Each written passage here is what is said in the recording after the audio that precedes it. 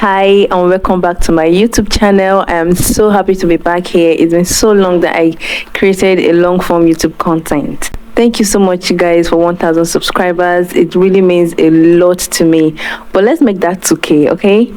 In today's video, I'm going to be talking about the reasons why your hair might not be growing. And I'm going to be giving you 10 reasons because, yeah, there might be multiple reasons why your hair is not growing, and you might be making one of these mistakes.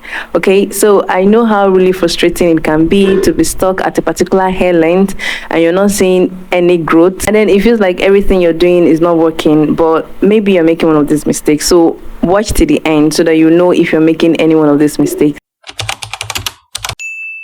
Before we start, I want to say that hair growth happens at the roots, not at the tips. Okay, so most likely your hair is growing, okay, you're just not retaining the length, which is why it feels like your hair is stuck at a particular length. So it's growing at the same time as it is cutting, and then you're not seeing any length. I'm also going to be talking about how you can fix some of these problems that you have, some of the problems I'm going to mention. So I'll tell you a reason and I'll tell you how to fix it, okay? But before we dive in, let me know what your biggest struggle has been in terms of growing out your hair. Let me know in the comments so that we can talk about it. I want to give a disclaimer. These reasons I'm going to give are for people that don't have any medical condition for hair loss. So I'm talking about androgenic hair loss, male pattern, female pattern hair loss, or people that have a chronic illness, right, that making them to lose their hair. So if you don't belong to any of these categories, this video might be useful to you to figure out why your hair is not growing. Okay, all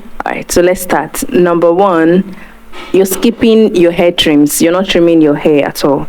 I know this one might sound counterproductive, but the truth is, if you have split ends and you've not trimmed them off, they're going to keep on traveling up the hair shaft, okay, and then they're going to be causing breakage, and you don't want that, because we know that if your hair is breaking and you're not retaining any length, they're not going to be seeing any length.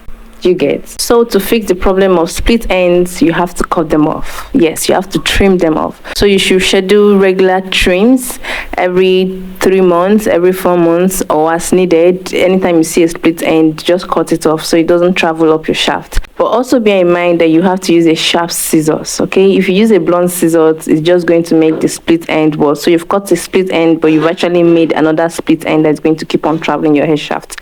So just use a very sharp scissors that is made for hair trimming. Number two is that you're overusing your heat styling tools, so your hair is heat damaged. So things like your curling iron, your hair dryers, your blow dryers, your hair straighteners, these are things that can actually lead to hair damage for you. So to prevent that, you have to use a heat protectant. I like the heat protectant by Tresemme. That's the one I use. It's a really good product. If you don't use heat protectants while you're using heat styling tools on your hair, you're basically frying your hair and removing the moisture from your hair and leaving your hair brittle, and brittle hair is going to break off. We all know that.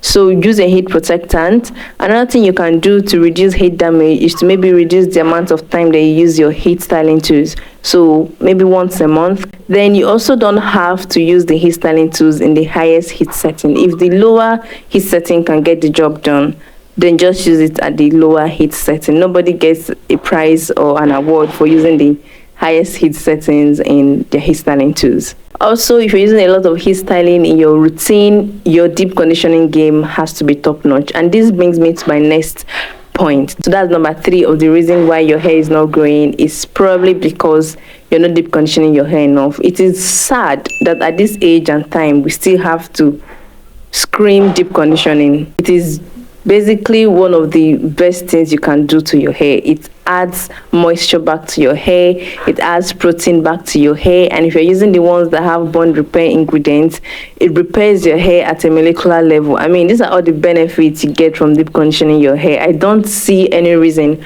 why you should be skipping deep conditioning.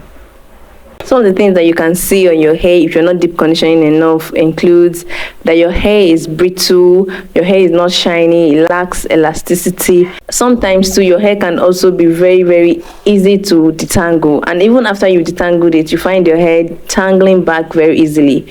These might be signs that you need to up your deep conditioning game. So as a fix, like I said earlier, you have to incorporate deep conditioning treatments into your routine as needed, moisturizing deep conditioners that includes ingredients like honey, aloe vera, or a protein deep conditioner, or deep conditioners that contain bond repair ingredients that can help to strengthen your hair, especially if you have chemically treated hair, bleached hair, or relaxed hair. Number 4 is that you're over manipulating your hair.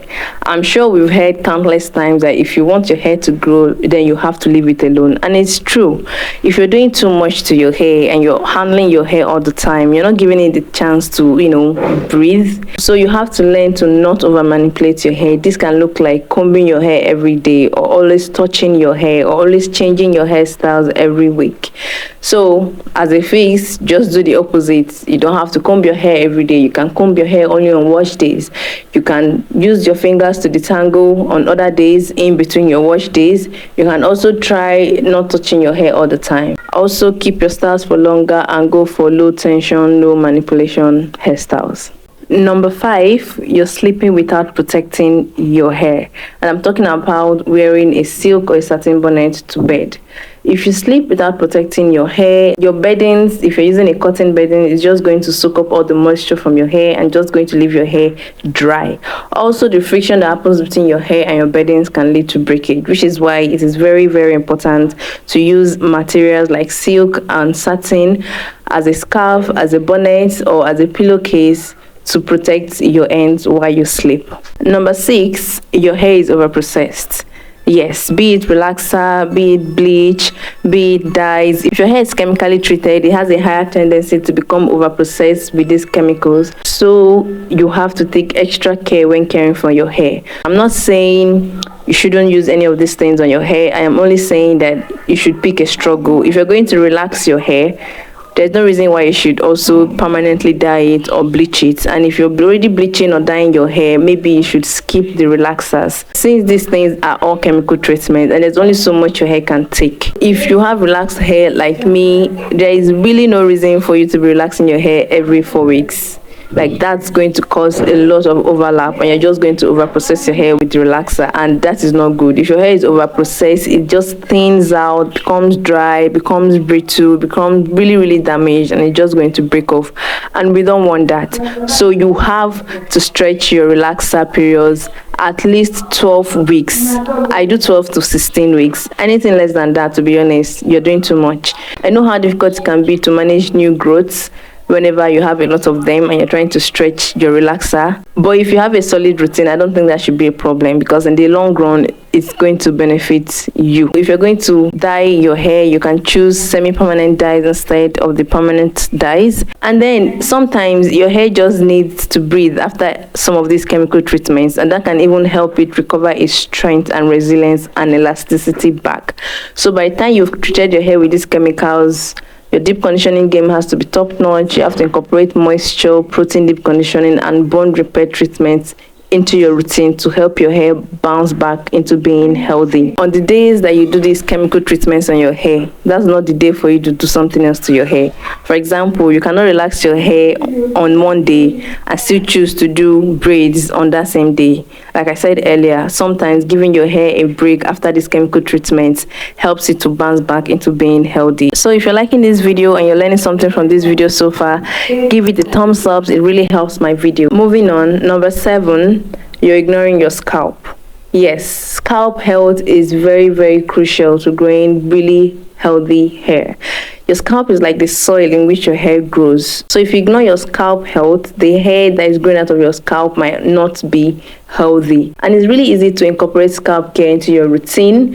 You can start with scalp massages. You can do daily scalp massages, 5 minutes a day or at least 3 times a week. You can incorporate exfoliating shampoos into your routine. Shampoos that contain active ingredients like salicylic acid, zinc pyrithione, selenium sulfide. These help with irritation, flakiness, itchiness that can impact scalp health. You can also try out scalp oiling on your scalp on wash days. So you get some of your favorite oils or any oil that you like, and then you use it to do an oil treatment on your scalp on wash days, and then you wash it off. These are ways to actually care for your scalp. Caring for your scalp actually makes a whole lot of difference, because if your scalp is healthy, your hair will be healthy. Number 8 is actually one of my favorite reasons, and that is protective styles gone wrong. Yes, protective styles are one of the best ways to grow out your hair and retain length.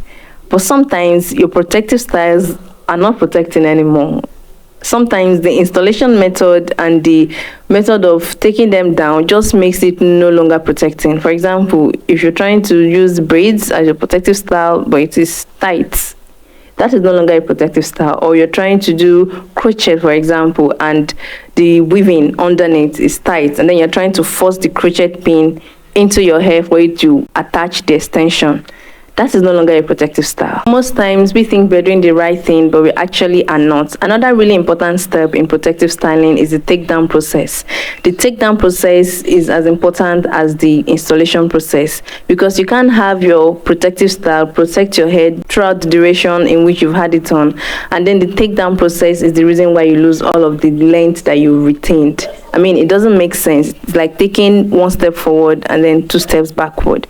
So you have to find a way to practice good takedown techniques. So use a lot of leave-in conditioners that have slip so that your hair is easier to detangle while you're taking it down. As a fix for this, like I said earlier, make sure your protective styling are actually protective.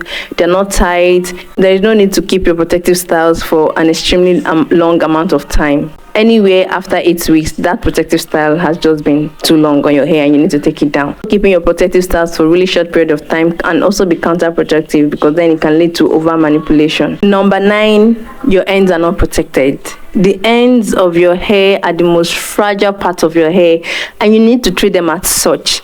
Anything you're doing to the rest of your hair, you need to do an extra on your ends. If you're moisturizing your hair, put an extra layer on your ends. If you're oiling your scalp, your hair, put an extra layer on your hair. If you're relaxing your hair, there is no need to relax the ends. They're already processed, and that will just lead to over processing. Any practice that protects your ends is good practice. Things like tucking away your hair, if you're not styling it, if you're not going away, just to protect your ends. So minimizing the number of times that your ends rub on your clothing can also help to protect your ends. Doing a single pass with your heat styling tools can also help to protect your ends. And finally, not being consistent. Yes, by the time you've implemented all of these practices into your routine, then you have to be consistent with it, and then you have to be patient. Your hair did not magically get damaged in 1 week or 2 weeks, so it's not going to magically repair itself in 1 week or 2 weeks. You have to be consistent, you have to be patient. You have to stop comparing your hair to other people's hair. Your hair is yours and yours alone. Take before and after pictures to track your progress. Create a routine. Let it be very simple, because if it's simple, you can stick to it easier. Rome was not built in a day. Your hair is not going to grow long in a day. Your hair is not going to get healthy in a day. So you have to be patient and you have to be consistent. And I assure you, if you can create a very simple routine, avoid some of these mistakes, be patient and be consistent, you're going to get the result that you want. So we've come to the end of the video, and I am so glad you watched it to the very end. If you learned something, give this video a thumbs up and share this video to anybody that you think might need it. And I'm going to see you in my next video.